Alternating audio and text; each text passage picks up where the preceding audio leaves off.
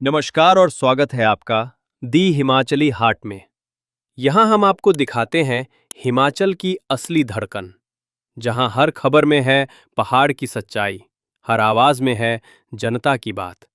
चाहे बात हो राजनीति की, पर्यावरण की या जनता के अधिकारों की, हम हैं आपके साथ, बिना किसी डर और पक्षपात के। तो आइए शुरू करते हैं आज का हिमाचल न्यूज़ बुलेटिन, सीधी, सटीक और सच्ची खबरों के साथ। हिमाचल सरकार मनाएंगी 3 साल पूरे होने का जश्न। मंडी में आयोजित होगा राज्य स्तरीय समारोह। हिमाचल प्रदेश में कांग्रेस सरकार के 3 साल पूरे होने पर 11 दिसंबर को मंडी में बड़ा समारोह होगा। मुख्यमंत्री सुखविंदर सिंह सुक्खू ने सचिवालय में मंत्रियों और अधिकारियों की बैठक कर तैयारियों की समीक्षा की। राजस्व मंत्री जगत सिंह नेगी, तकनीकी शिक्षा मंत्री राजेश धर्माणी और धर्मपुर विधायक चंद्रशेखर की अगुवाई में एक कमेटी बनाई गई है, जो कार्यक्रम की तैयारियां और भीड़ जुटाने का काम देखेगी। समारोह में सीएम सुक्खू सरकार की 3 साल की उपलब्धियां बताएंगे और इन्हीं पर आधारित एक कॉफी टेबल बुक का विमोचन भी करेंगे।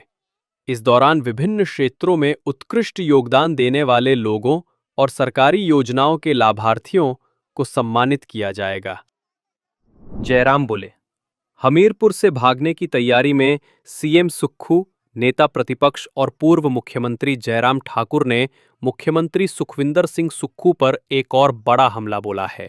मंडी में मीडिया से बात करते हुए जयराम ठाकुर ने कहा, सुक्खू अब हमीरपुर में अपनी राजनीतिक जमीन खिसकता देख वहां से भागने की तैयारी में हैं।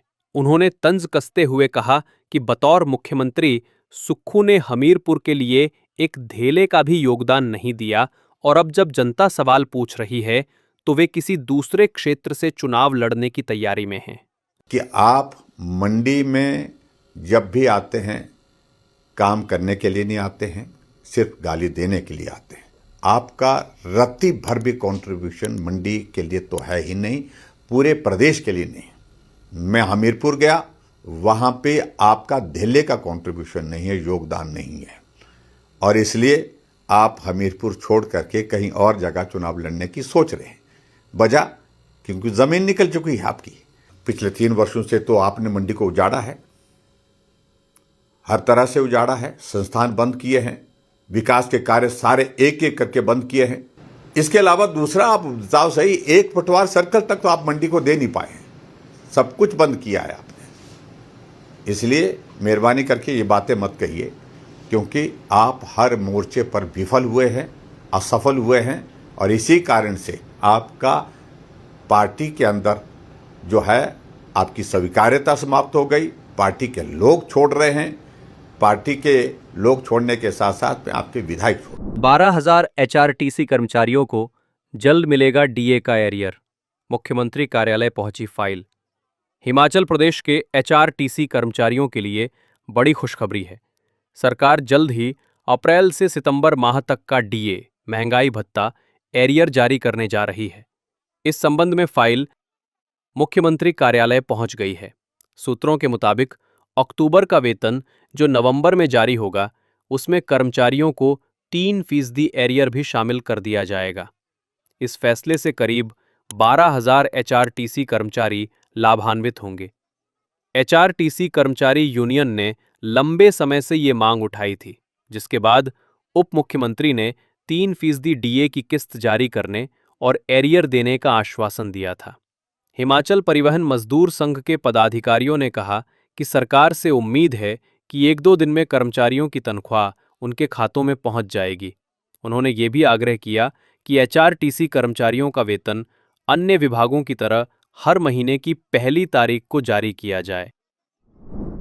एक्ट्रेस कंगना रनौत पर आगरा में चलेगा राष्ट्रद्रोह का केस। किसानों के अपमान पर स्पेशल जज ने याचिका स्वीकार की।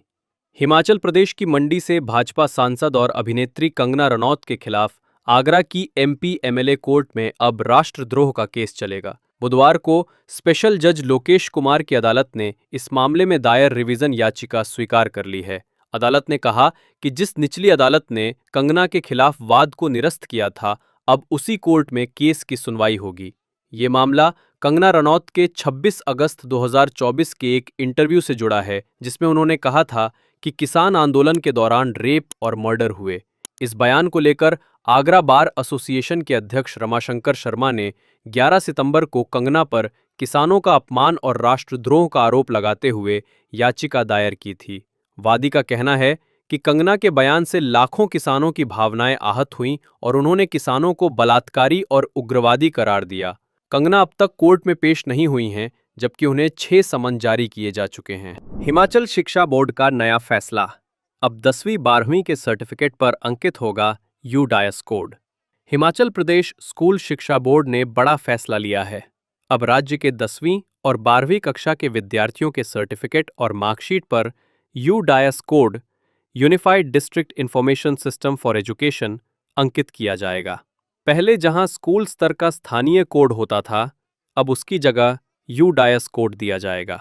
इससे छात्रों और स्कूल की पहचान राष्ट्रीय स्तर पर एक समान कोड से की जा सकेगी। इस कदम से हिमाचल के वे छात्र लाभान्वित होंगे जो अन्य राज्यों में एडमिशन या ट्रांसफर लेते हैं, क्योंकि उनके स्कूल की पूरी जानकारी यूडायस कोड से आसानी से ट्रेस की जा सकेगी। शिक्षा बोर्ड के सचिव डॉक्टर मेजर विशाल शर्मा ने बताया कि यूडायस कोड पहले से हर सरकारी और निजी स्कूल को जारी किया गया है। अब बोर्ड सिर्फ इतना बदलाव कर रहा है कि सर्टिफिकेट पर अंकित पुराने स्कूल कोड को यूडायस कोड से रिप्लेस किया जाएगा।